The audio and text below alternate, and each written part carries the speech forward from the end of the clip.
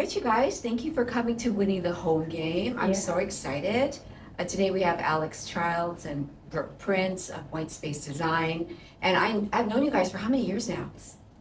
Oh gosh. 8, 9? I would say close to 10. Our business is 12 years old. Yes. Okay, so I would say two houses. I would say close to 10. Yeah. 10 years you worked on a craftsman home of mine that was over 100 years and Yeah. did an amazing transformation. I mean, I thought it was going to be, the forever home, right? But just a fabulous job. And then, 6 months later after that, a house came available. I remember that call. I know. I was like, I think we had just finished a phase. yes, we did. It We were was like, the guess what? upper level with the dream bedroom just and came yeah. available. Right. And so, so that house came available. I'm like, I like this house. And luckily, it was at a time, because it was a little bit more pricey, where the market was slower and I was able to get a really good deal on it. And of course, now the value is incredible. Over time that happens, and also the things that you guys helped me with my home. But my first home, the fact that it was ready to go, what did? We did a dormer. We moved walls. We finished a basement. Yeah. We pretty much did almost touched every room, right? Yeah, I mean, Yeah, we did a bathroom on that. That's the bathroom model, that gorgeous floral powder room. Yes, the butterflies. Yes, I so miss that wonderful. wallpaper. And the lavender grass cloth in the bedroom. Yes. Oh, so many amazing Yeah. details that when we put the home up for sale, it just went so quickly because it was just ready to go. Yeah. So I was really grateful that happened, because that was just before COVID and it was a little bit slower. Mm-hmm. But then all of a That's sudden, right. That's right. rates dropped and boom, we had all these offers on a home. We had multiple offers. It's and just so- meant to happen. Yeah, so. exactly. And then the new home, you guys helped us, not only are you guys designers, but you also deal with architectural parts of the home. Yeah, we call it interior architecture. Yeah. Generally, if you're not bumping out or bumping up, we can do interior reconfigurations. So if you're not changing the envelope of the home, exterior walls, or going through the roof, then Right. generally you don't need an architect. Maybe an engineer, which I think we used for, The engineer. just to make sure, the walls won't be falling down. Right. But, So, and you worked with them, yeah. right? Mhm. Sometimes didn't you help us pick a few also? Yeah, I believe that we sent out some names of engineers and, Yeah, and worked with them pretty closely to make sure that they were, Right. captured the whole scope and, Right. and understood. Yeah, like what can we get away with here with the least amount of posts and things like that. And we did have a pretty big discussion over post or no post. Yeah. In particular on that main living level Yes. and what it would take and. Yeah, but when I found out it was gonna be 150 grand, I was like, okay, For that being- post can stay right there. Yeah, well, good, and since I'm giving your name to so many people, you helped Stephanie, who works here at our team with a remodel, my brother, you helped my brother too, and many other people, so I'm truly grateful to know you guys, and your Instagram page is beautiful. Thank you. People should follow it because it's so aesthetically pleasing and that's fun, right? Yeah, and we'll post more too, we promise. Yes, you will, promise. You're saying it right here. Yes, we're saying it, we're accountable now. Okay, good. Just so many wonderful transformations. So this podcast is about helping first-time buyers. And in Seattle, we talked about earlier before we got on that it's expensive to live here. Yeah. So we have a lot of clients, as they should be, gravitating to homes that probably need a little bit more help, right? Sure. And so this is perfect because we have a lot of older homes in Seattle, the greater Seattle area. There's not a lot of new construction. So this is why you're here, you guys, and I'm so excited. So I'm going to start with the first question. Okay, let's go. All right. So how did each of you get started in the design industry, and what led you to build your business together? Okay, ready to go for it? Yeah. Well, I mean, you can hop in here too, but I mean, we both went to school for interior design, and so, we have a degree which, obviously set us up for that. Just our interest, we went and pursued like a little bit of a deeper education on it, and we both ended up at the same commercial design firm. And that's where we met so many years ago. We were baby designers, and but it was we both decided rather than a lot of designers might just come out of school or whether they even go to school or not, just start their own business right off the bat. And we both felt it was important to get experience under our belts of the industry. I mean, we didn't know this at the time, but we didn't know we were going into business together at the time. Right. Because you were commercial, Yes. and then now you're residential. Yes, Okay. exactly. Did you know that? Did you just want to get into commercials just to get your feet wet, or what were you thinking? I think it was the draw at the time for me, just because I feel like that was where more opportunities to learn on a bigger scale were, where I think residential's very different. But I personally know I always wanted to end up in residential at some point, so I don't know. I had a bit of a different experience in that, when I graduated from college, it was 2008. So it was a pretty tough time to be Yeah, graduating. that's right. And the firm that we both found ourselves working at, I had interned there the summer prior. So I had that relationship. Yeah.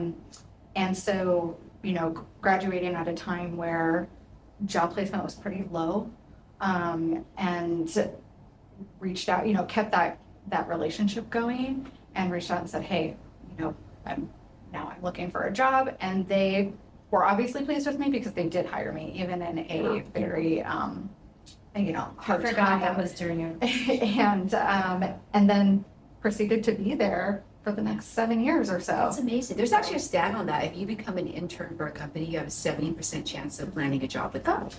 Yes. That's great. Yeah. I think that makes a lot. And that was of 7 Yeah. years for you. It was a 7-year first Wow. job. Yeah. Yeah. And it was actually a really lovely place to work. It was. Um, We learned a lot. We had learned a a lot. lot of great people there. Some very strong women leaders in the company that were just and had a lot to teach us. And Yeah. How great is that? it was something that I appreciate so much. I appreciated it then, but now looking back, I was like, wow, I'm really glad I had. So Ann and Shar, if you're listening, thank you. Yeah. Shout out to your mentors. I love Yes, it. absolutely. Awesome. Okay, great. So let's get into the actual houses. So Yeah. when a buyer, just think about first time buyer in Seattle, walks into a home, what are some of the key things they should look for to spot potential? I mean, I know this is going to sound somewhat, broad here, but I think you have to have a certain feeling.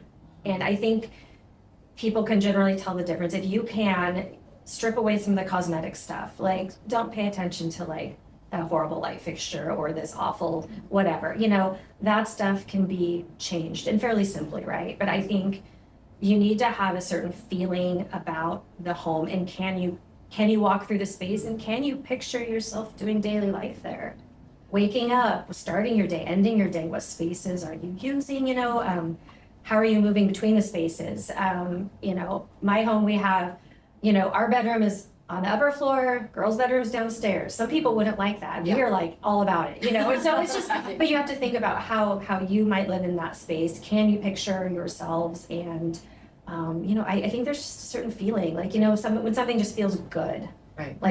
If you can just not pay attention to some of the cosmetic things, and, prioritize, it's really important to have, a big dining area for family dinners, or, I personally don't care about having a huge primary bedroom. It's not on the list as a priority. I give up that for maybe something else. So I think thinking about that in terms of How they importance. would live in it. How they would Yeah, feel. can you see yourself here? And if there's things you can change, you can change anything with right amount of money, Yeah. right? But it's what do you really paint colors, things like that, light fixtures, mid-level remodels, that can be done. But if you really need another bedroom or something, that's a lot harder. So Right.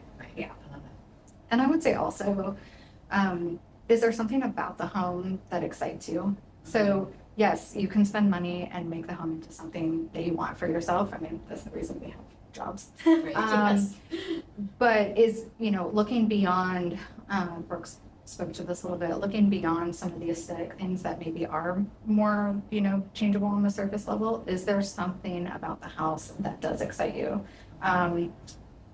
For my personal home, it was the windows.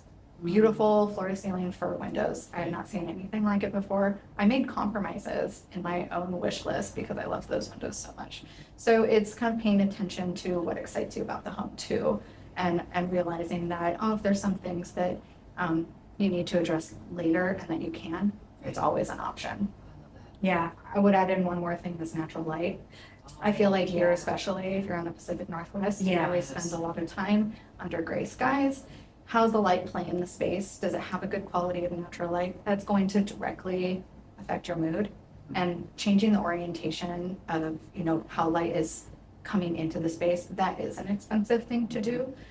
So if that's something that, you can kind of get at the front end of it. Mhm. I think that's important. amazing. Absolutely. Yeah. People overlook that more than I think they realize. So I think in looking at a house, you look at it at different times of day, I would say.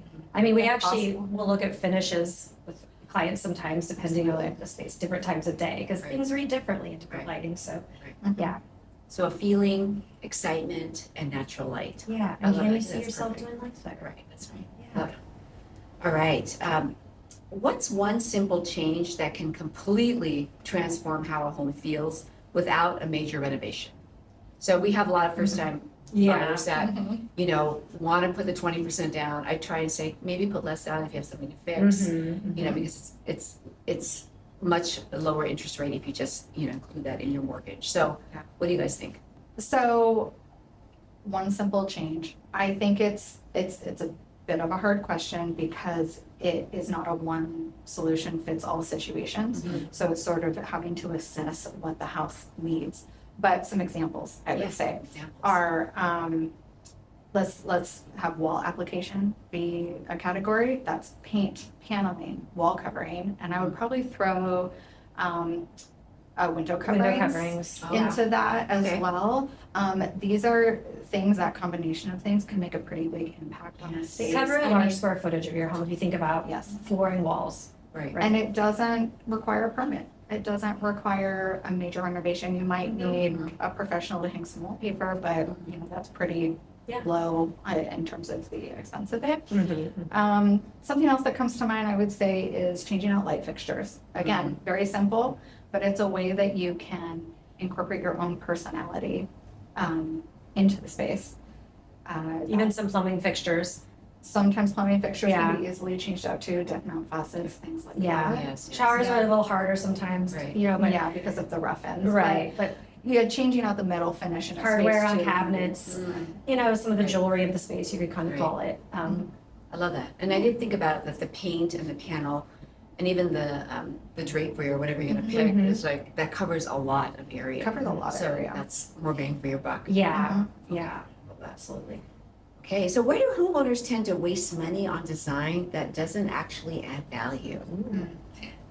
I know you. I know. You know what Yeah, would I know what say. you think. She doesn't. Yeah, and I agree with you too. I mean, I would say one thing is, and I get that not everyone, most people don't have some sort of an unlimited budget, or even necessarily a big budget. Right. But I think one thing is, you know, we try and find the balance of like, okay, you want to put, let's say, all new flooring in.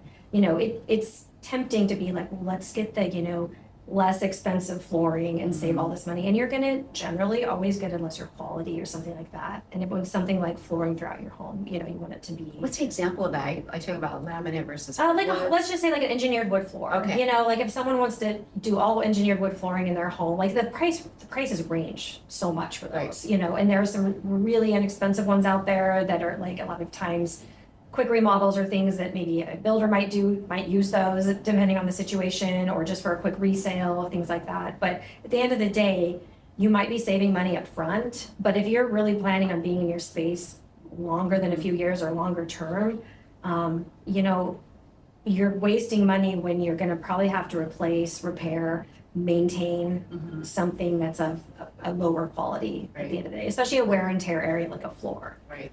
Other places, not so much, like light fixtures or things like that, you're not necessarily seeing the daily use, but I mean, I think people don't realize how much, where some of those things get, and, you know, after a while, it's like you maybe just should have spent a little bit more Right. upfront. And what's a real example of that? Like hardwood, they should have gone with hardwood. Is that what you're saying? Not necessarily. I mean, they make some wonderful engineered wood floors Okay. these days. There's such a range of quality, but Okay. I mean, we do a Higher lot quality. of, yes, we do a lot of engineered wood flooring because you're still getting real wood. It's not like a laminate. Right. It's and you get a really thick wear layer. They have some just lovely ones out there. And hardwood too, we do a lot of that, depending on just the age of the home. Sometimes some of these lovely older Seattle homes have these beautiful oak floors, and they might just need to be refinished and things like that. But like, do it right, get the right refinishing, you know, match it where you can, and put that money into, like, you know, keeping that quality and high level. So later you're not having to go back and fix things and replace. So That's great. yeah. I would say over like too much tech. too much tech in a house. So over smart housing your house. Wow. A lot there, it's very appealing to some people. I feel like it kind of sets you up a little bit for obsolescence down the road. Technology is always evolving, and it's like very exciting, I think, for a very specific person. It's probably not going to be super exciting to maybe the next person. And so you can spend a lot of money on that. Every budget that we get from a contractor, electrical is huge. It's a big number. And so you can really get into the weeds on that. And it's so integrated into the home. It's so in your walls, it's in your yeah. electrical when you do that and do a system like that. It's not like Yeah. a cosmetic fixture that's, Right.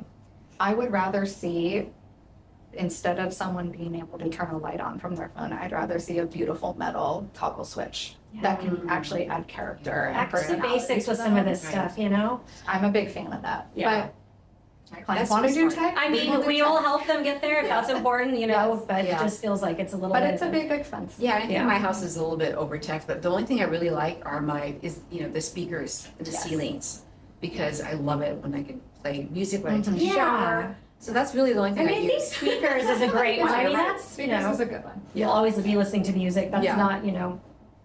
But I mean, even in my house, you know, my husband put all of our lights on these timers and things, which is fine. But then, you know, God forbid someone accidentally manually does a light switch and then Yeah. it starts blinking and it's a whole thing. That's So, right. I'm like, can I just turn a light on Yeah. manually, you know? So the more simple is probably better. Okay. If someone just bought a home and doesn't know where to start, what's the first thing they should focus on when it comes to thinking about a remodel or construction? I mean, I think if there's an opportunity, and there isn't always, but to live in the house for a little bit, because I think there's a lot of value when you get to actually spend physical time in the house and doing that daily life. You know, Right. you might picture it this way, and then, okay, you remodel it to support that. But maybe when you get in there, you're actually like, oh, we actually use the space more like this. And so focuses may shift a bit. Now, not everyone can do that. Sometimes, you know, the remodel needs to happen before you can move in, and we Right. understand that too. And, you know, we have the visioning process Right. where we work through and can kind of help with that. But yeah, I think there's a lot of value into just spending some good time doing life in the space. Right, and I think that's what we did. We lived in it for a Yeah. while, which was great. And when we first met with you guys, you did something that was super incredible. I'm glad you brought it up. You call it visioning, but what it really was I had to fill out a questionnaire. Mhm. And the 2 questionnaires were filled out, and then you actually brought us together.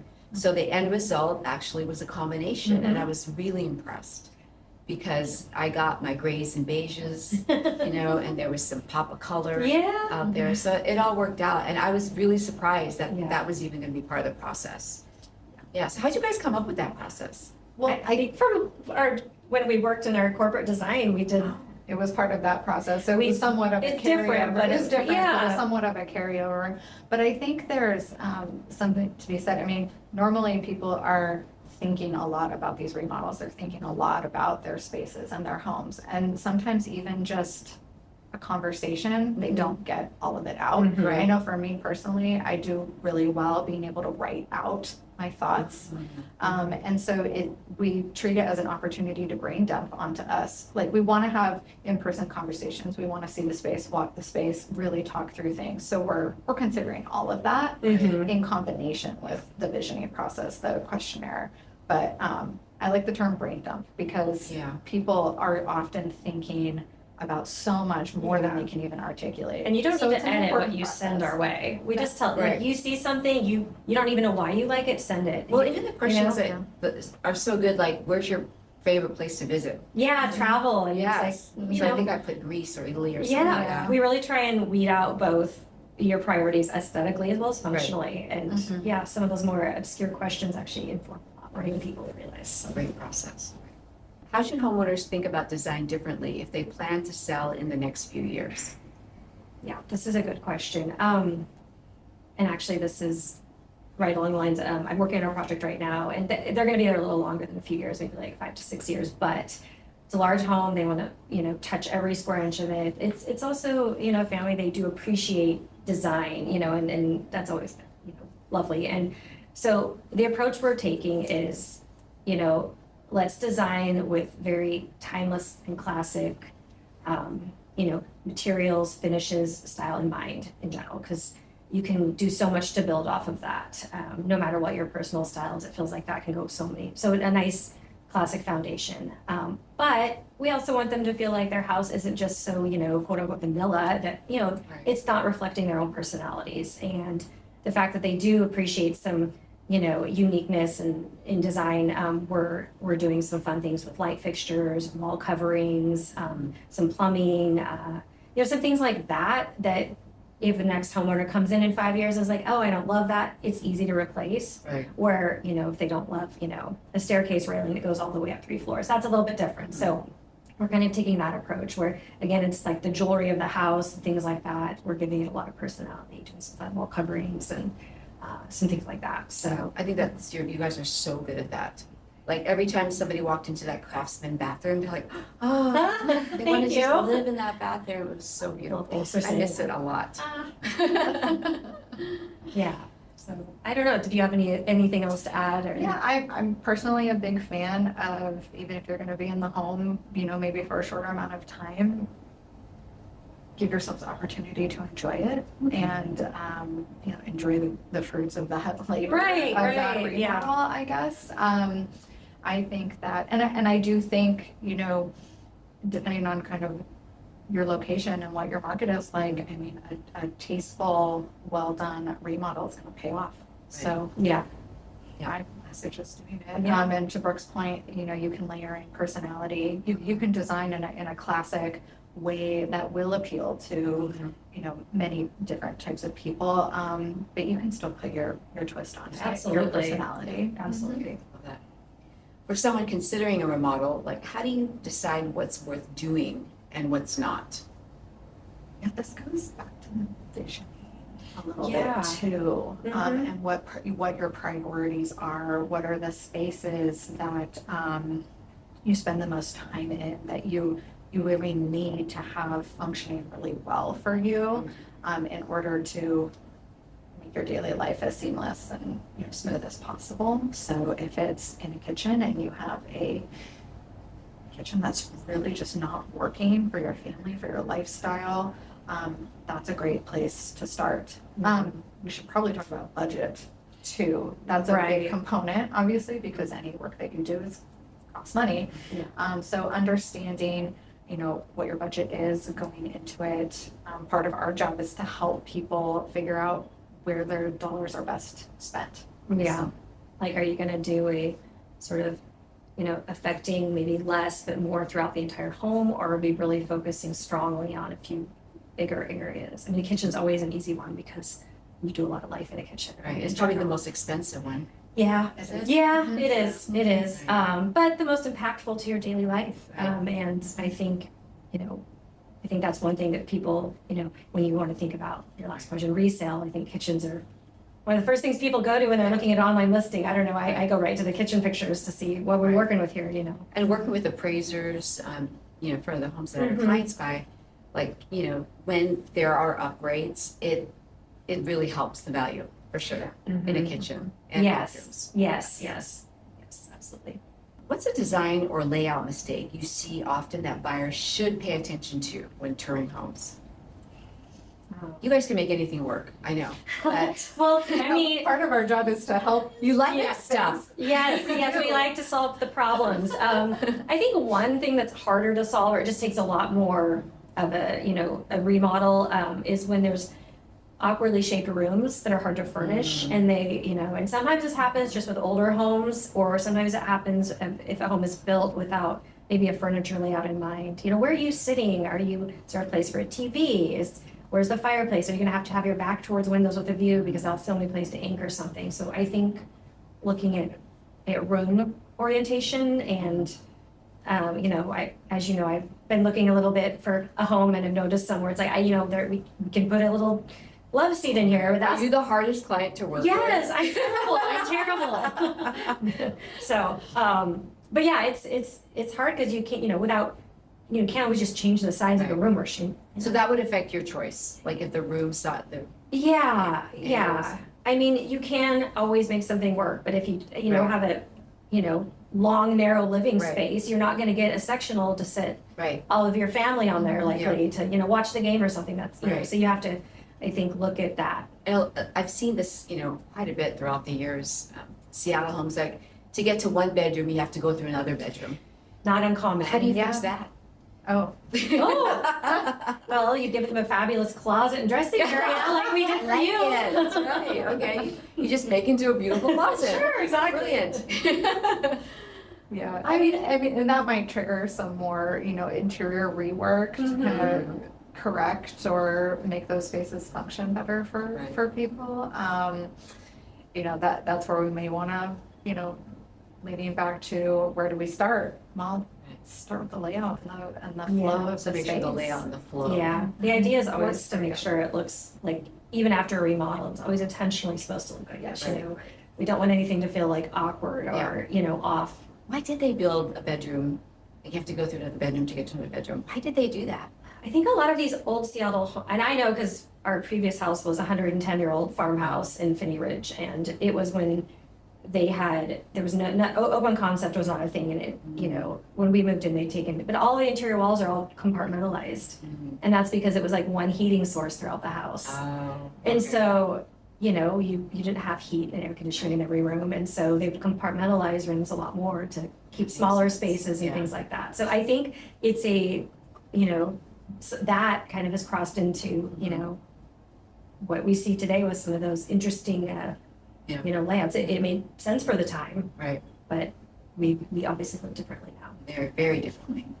All right. How important is staging, do you guys think, when selling, and what actually makes the biggest difference? I know you guys are in real estate, but what is your opinion on that?